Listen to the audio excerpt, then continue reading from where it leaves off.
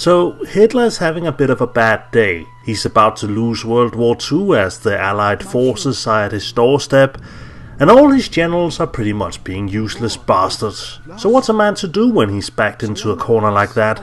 Give up? No, the only reasonable solution is to use ancient magical artifacts to bring forth the armies of the undead.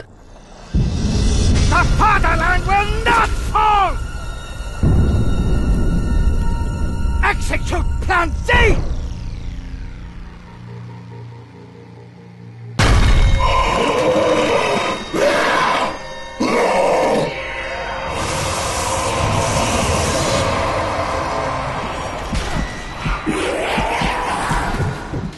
Zombie Army Trilogy comes from the fine folks at Rebellion, makers of the excellent Sniper Elite games, which are all about visiting World War II era real-world locations and shooting Nazis in the balls.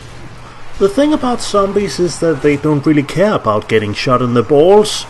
In fact, you can shoot their arms and legs off and they will still come at you. So the trick is to just shoot them in the head. You know what, like you do with the zombies.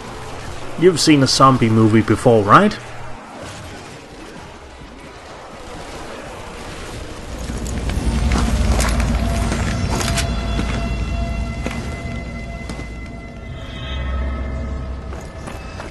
Despite what the name might suggest, Nazi Zombie Trilogy isn't actually 3 separate games, but Sniper Elite, Nazi Zombie Army 1 and 2 combined into a single game with a brand new third campaign, a horde mode, and a bunch of other extra stuff. This is a rather neat solution, as Nazi Zombie Army is predominantly a co-op game. Sure, you can play it alone, but it very much feels like it's been balanced for co-op play. The thing about co-op game is that they pretty much live and die by their community.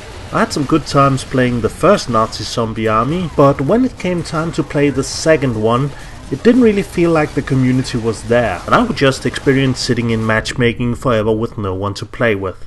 So with all 3 games combined into one, you at least get the option to matchmake with someone who's playing any part of one of the 3 campaigns in the game.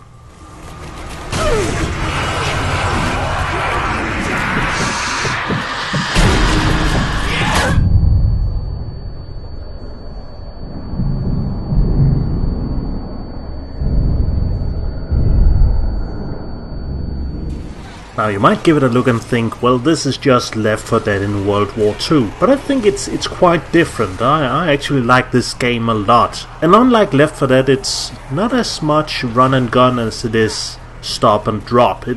It's a bit closer to the way Resident Evil 4 plays, you know, where you got these slow moving enemies, you have limited resources, and you really want to try and get in those headshots, because otherwise they're just way too bullet spongy and soak up all your ammunition. Now another thing I really like about the game is that it just oozes with style.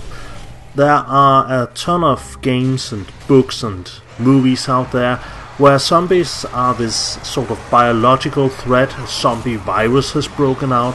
You don't really see anyone coming at it from the arcane demonic angle, and I kinda like that about this game. It gives me a sort of 90s feel and reminds me of games like Doom and Blood, even though those games are sort of completely different from this one.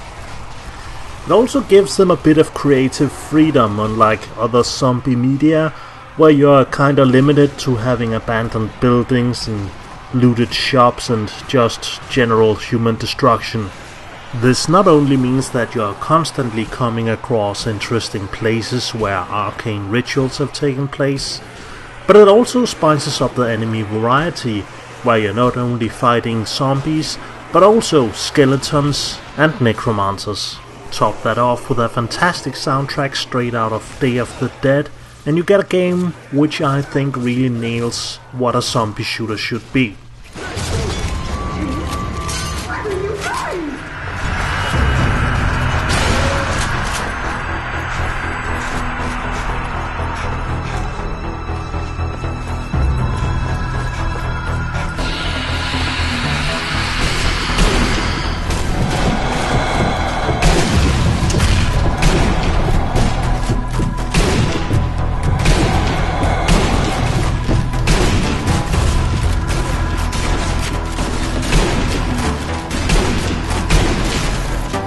Now I'm playing the PC version for this video, but it's also available on PlayStation 4 and Xbox One. And getting back to what I said about Nazi Zombie Army 2 earlier, I am a bit worried that the community will quickly disappear.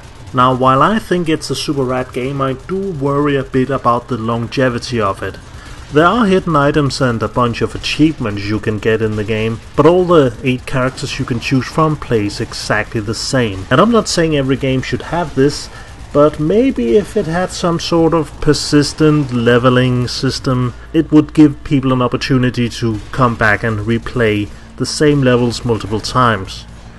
If you have a group of dedicated friends to play games with, or if you wanna get in on the Nazi Zombie Army while it's freshly reanimated, I absolutely think you should, because it is a cool game and needs to be experienced in co-op as intended.